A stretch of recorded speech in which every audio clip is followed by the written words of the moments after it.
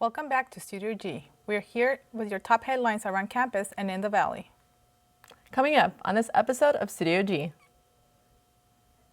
Today we have an exclusive interview with the student who held the conversations with a math teacher assistant that publicly stated to turn undocumented students into ICE.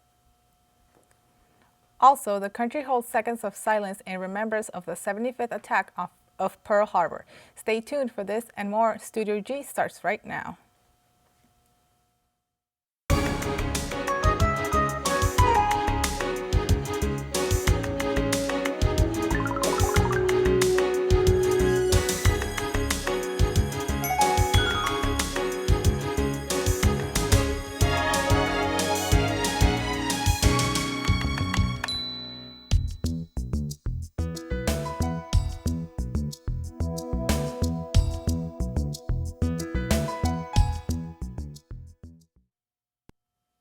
Good afternoon, Rebels, and welcome to our last Wednesday show of 2016. I'm Ana Hernandez. And I'm Sandy Julian.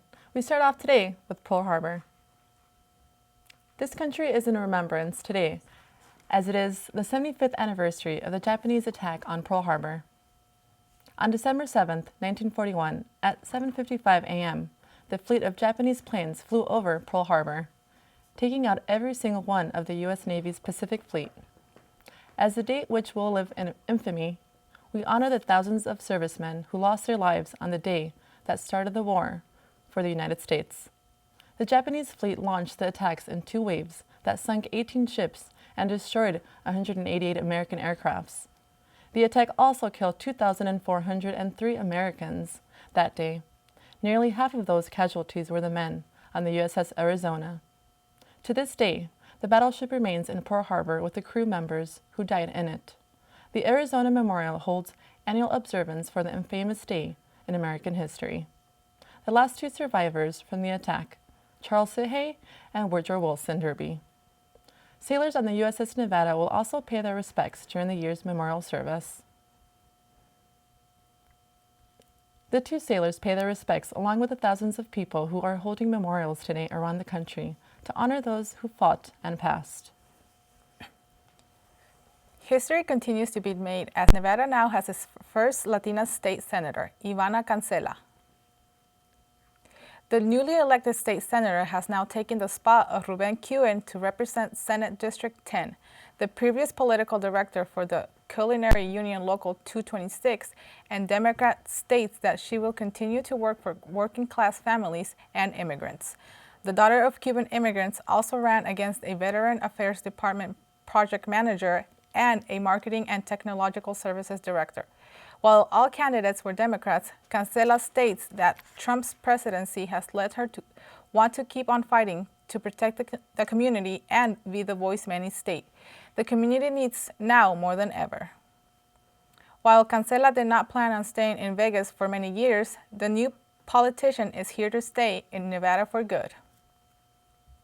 And more women continue to demonstrate to make a stand in history, and the female exhibit at the Barrack Museum shows that and much more. I had the opportunity to go inside and give you guys a tour. Let's take a look. UNLV's Barrack Museum offers a unique exhibition of female figurines from the pre-Hispanic era from the Michael C. and Manetta Bronstein collection. The exhibition was originally conceived as an exhibit that would focus on pregnancy. So it was going to be Mesoamerican figurines of pregnant women. That was expanded a bit, so it's still mainly women, but now it goes all the way from young women through to older women. Figurines bring us closer to understanding the cultures of Mesoamerica, South America, and Central America, and are around 1,000 years old.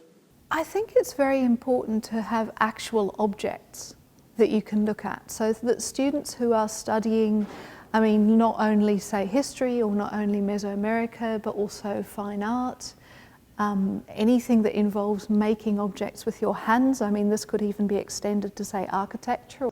These objects trigger memory and personal engagement. Figurines reveal details of daily life that are impossible to reconstruct through other media, showing us a glimpse into the lives and cultures of these ancient people.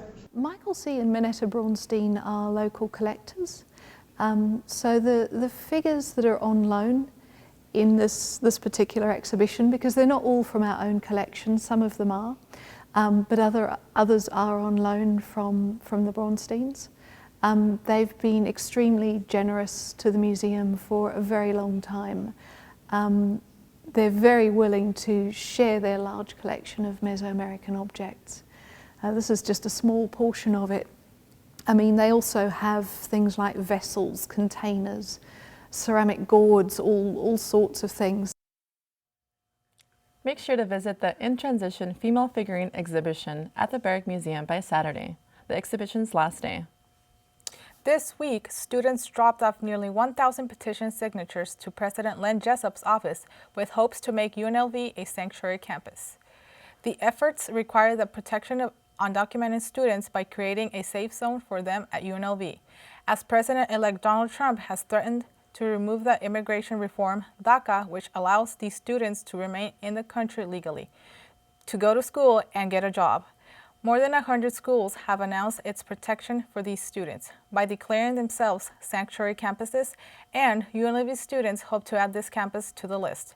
With administrators supporting the movement and creating the petition, the 1,000 signatures hope to make the effort worth the work in order to declare UNLV a sanctuary campus. The effort seems to continue, and with controversial comments being made towards this topic, later on our show we have an exclusive interview with a student who spoke to the professor that made the discriminatory comments towards undocumented students, which has led for a push on making UNLV a sanctuary campus. But first, when we come back from the break, a look at weather, stay tuned. We'll be right back. Wonder what makes us, the Smurfs, so happy? The forest, of course! This is where we, along with the beautiful forest creatures, make our home with beautiful plant life, clean water, and endless adventures. It's a place to celebrate. So discover the forest with your family today. Visit discovertheforest.org to find a forest near you.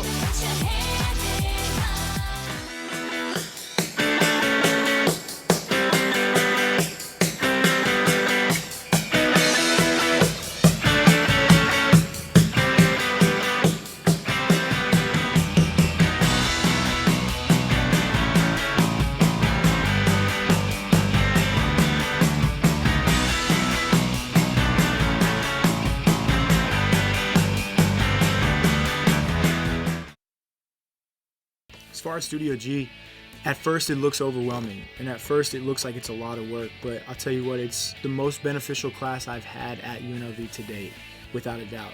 You get to not only develop stories and work on your interviewing skills, your editing skills, and your shooting skills from a camera perspective, you get to work on all the equipment that's in the studio. So you're working on audio, you're working on directing, tech directing, you get to produce your own show. You can take a 30-minute newscast and make it your own. And that's really cool about Studio G. Like I said, a lot of it seems overwhelming at first, but it is by far the best class I've taken at UNLV since I've been here. My name is Walter from Deep Thought. My name is Bruce Gill. I'm the host of La Alternativa. Perfect Music Radio with me, Lily. My name is Sam, and I host Sunday Evening Jazz. I am Rockin' Gemini. This is Jalen Young on More Than Music Mondays. And listen to us on the Rebel HD2.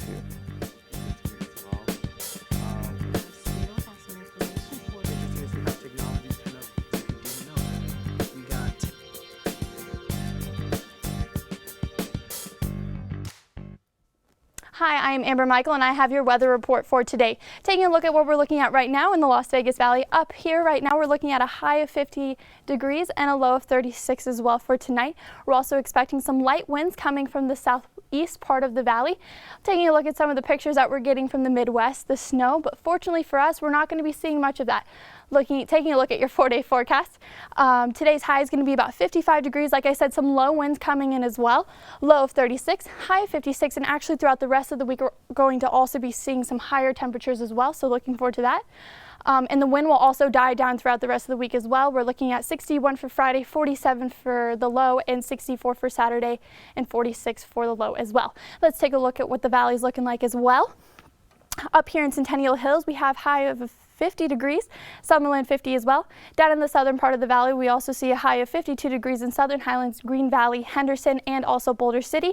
Up in the Nellis area, we're also seeing a high of 50 degrees as well. Let's take a a look at what's going on around the rest of the country. Like I was saying yesterday, a lot of snow is coming in from the western part of the country, and also some frozen rain up in the northern area up by Washington and Oregon as well.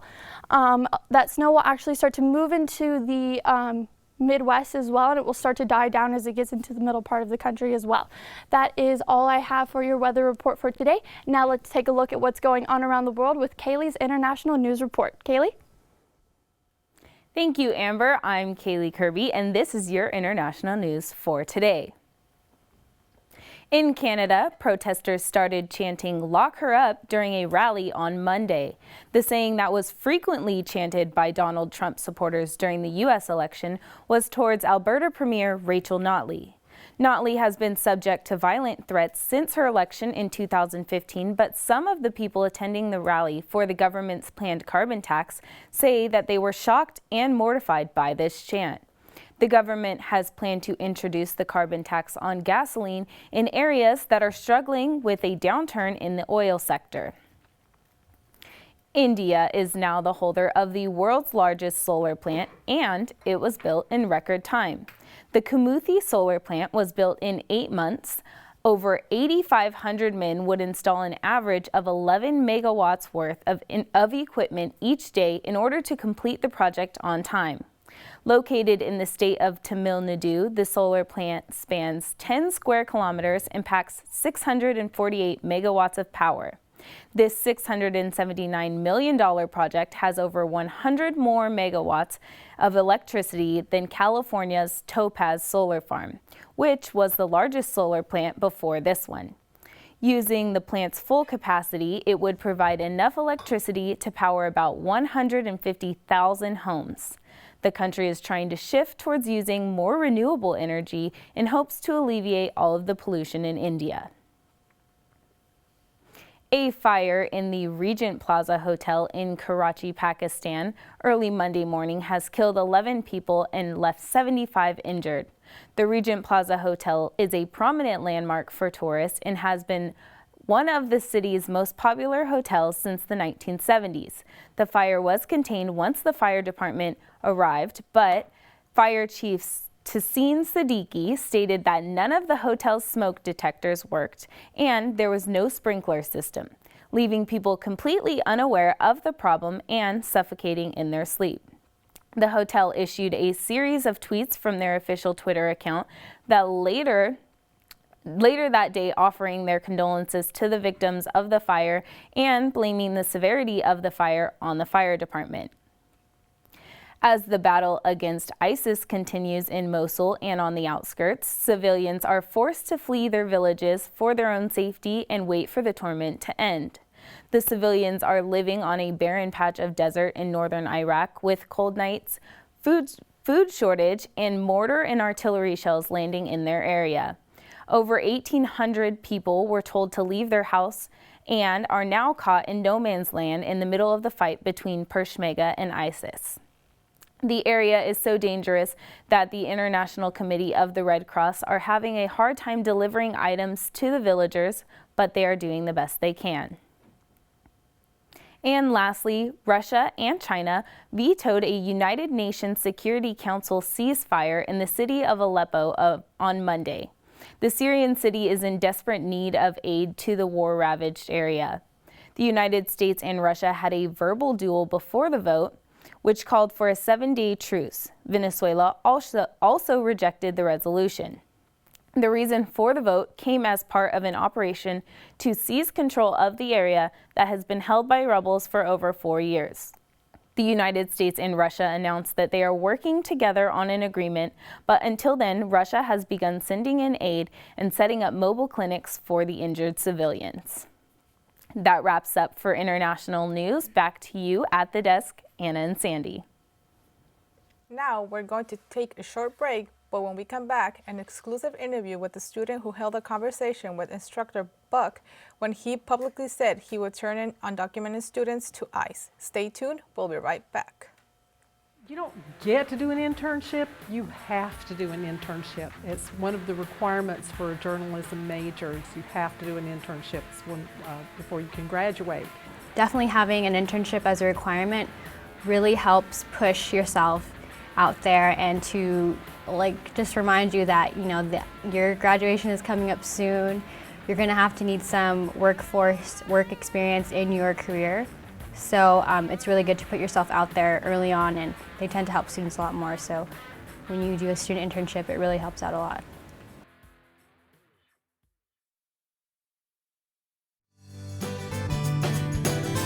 Your community's farmers market. Welcoming, lively, friendly. A place where neighbors and friends come together to celebrate their community. With over 50 vendors, organic, sustainable, fresh produce are available just for you. Support and buy local at Fresh 52. Welcome back. I'm Rio Lockenlolly. Before we start, we would like to apologize for a mistake made on yesterday's newscast. In light of the controversial comments made by UNLV math instructor George Buck, last week, one of our anchors reported that UNLV student Javier Aguet Torres is now asking for the termination of Buck.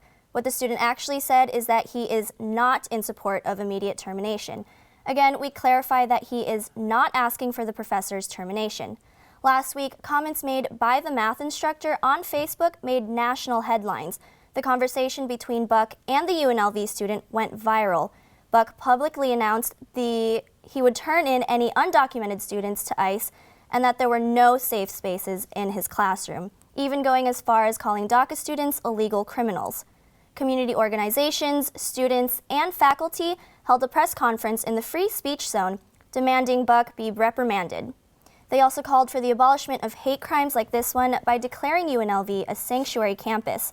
The part-time instructor released a comment to UNLV media apologizing for his comments, saying he was joking. Let's listen. For my deepest apology for putting everyone in this situation. You may or may not have seen the Facebook posts. I'm extremely sorry for the comments. I know how hurtful they are to many of you. It was intended to be a joke, although clearly a poor one. I have never, nor will I ever create a classroom of hate or intolerance. However, if you feel uncomfortable or threatened by being in this classroom after today, you should contact the dean or math department chair, and appropriate accommodations will be made. While activists and students are demanding the termination of Buck, the student who Buck made the comments to does not support this. Today we have here with us UNLV student Javier Aguet. Thank you for joining us today. Over the weekend, Javier publicly spoke about the comments for the first time. Let's have the audience take a look at what you said.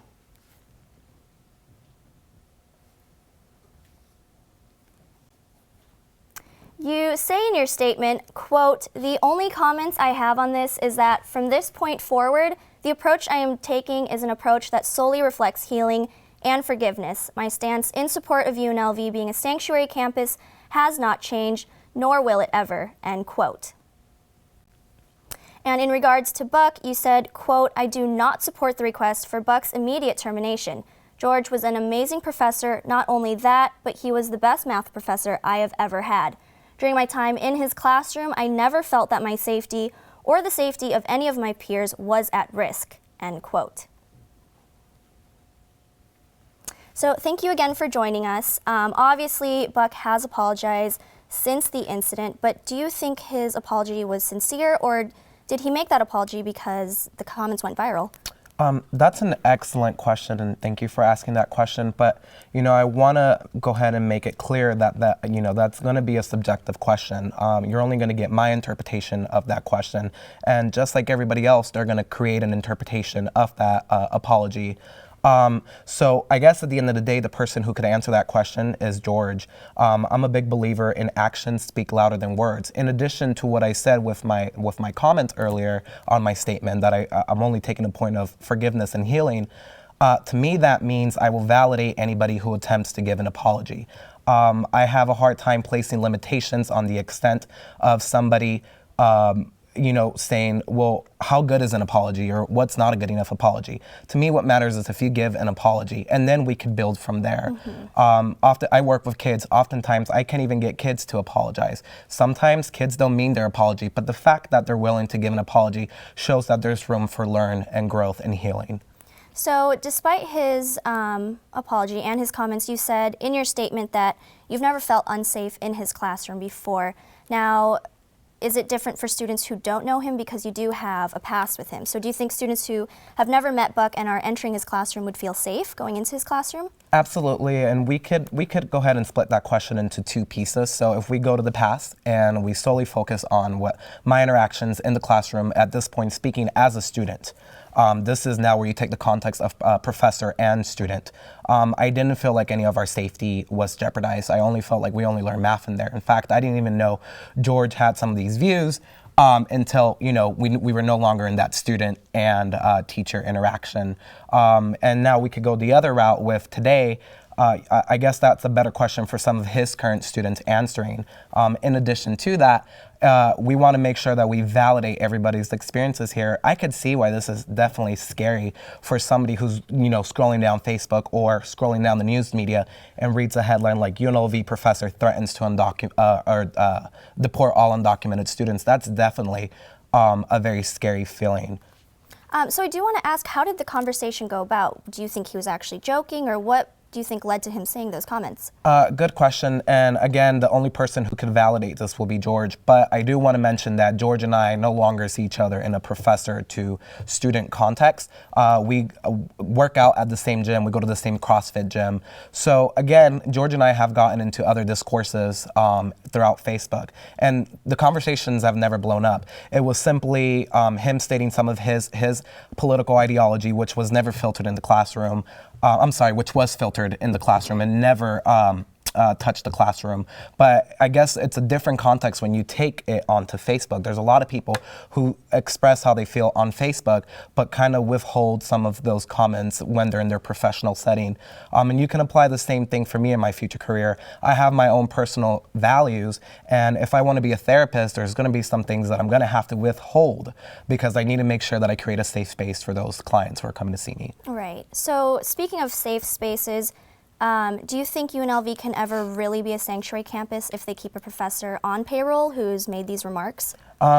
Yeah, absolutely, because I think the point there is that we missed that it's not only professors, there's students as well who actually feel this way, who don't mind picking up the phone and calling ICE. So while we want to target professors, there's also students who have messaged me, threatened me, and are upset that I was even in support of UNLV being a sanctuary campus. So it needs to be addressed to everybody, not just professors. In addition to that, I want to also make it very clear, going back to one of the questions that you asked me, is that there was, he did say I'm going to deport you. Never did he say I'm going to deport all undocumented students. He was even asked, so are you saying you're going to deport all undocumented students? Again, but impact versus intent, and that's something I really learned from some of the activists that I've been chatting with, and I appreciate some of their knowledge. That's good to be involved in that, but do you think, so you said you want to take an approach of forgiveness and healing from this point. So what can Professor Buck do to help with that process? I think, that's definitely a question for him to answer how he wants to take. But just from the interactions I've had with him since, he's definitely learned a lot. And, it's reminded me of some things that I've said in the past that aren't entirely reflective of who I am as a person. I know I've said some controversial things that could go out to media right now, and then I could be projected in the same light. And you have to really be mindful of the things you say. And I think George has definitely understood that message. Again, intent versus impact, and he understands his impact that this has. And it's also reminding me to, when I say things, I have to also understand intent versus impact. Right. Well, thank you so much for joining us today. It's nice to get a look from someone who is actually involved in the situation. But after the break, we get a look at what's going on with UNLV's women basketball team and a Christmas tree that is getting a lot of attention, and it's not looking pretty. Stay tuned. I mainly play a lot of contemporary jazz music from the 1960s up until about 2012, 2013. When I go on, just explain who it was, the name of the song, the name of the artist, maybe the name of the album, their career. I just hope that everybody enjoys it and appreciate it for the kind of music it is and how great it is. My name is Sam, and I host Sunday Evening Jazz on the rebelhd2.com. My goal is to be an on-air personality, and that's what my career is. It feels really incredible because I've been wanting to do something like this for my whole entire life since I was little. I mean, it's an opportunity to express myself, get my voice out in public, and get heard for things that I feel strongly about. This station helped me out a lot, gave me a lot of information I didn't know about a radio station in general. I mean, it was really easy to get a show here. I took the classes and did the shadowing. They give you a lot of freedom to do what you like, and I feel like there's a lot of support in places you can get answers to. It's just an incredible experience because I could take what I learned here and I could turn it into something more. I really enjoy doing my show. I love all types of rock, and that's why I'm doing Rock Through the Decades. We play the 50s all the way to today's rock music or rock bands. I want them to get the appreciation of how much rock has changed over the years and how it's still really great. You can never kill rock. I mean, rock is like the way to be, the way to go. The name of my show is Rock Through the Decades, and I am Rockin' Gemini. You can listen to this on the Rebel HD2 network.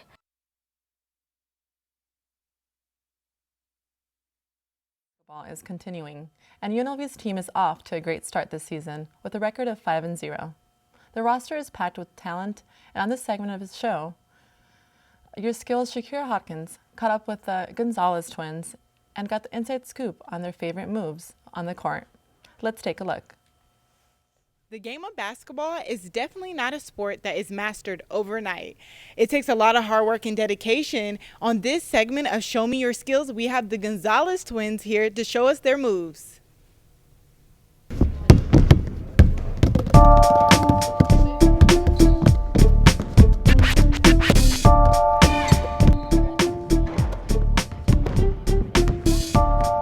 I'm Dakota Gonzalez, and my favorite move is the in and out move because it just throws your defender off, makes them think that you're going one direction, but you're really bringing it back to another direction, so that's why it's my favorite.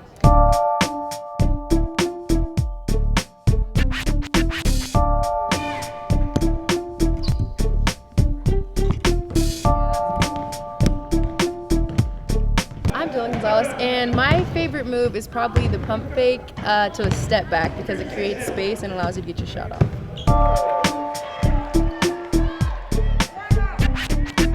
To catch these girls and the move, make sure you guys check out the next women's basketball game, which is on November 11th. For the Rebel Report, I'm Shakira Hawkins.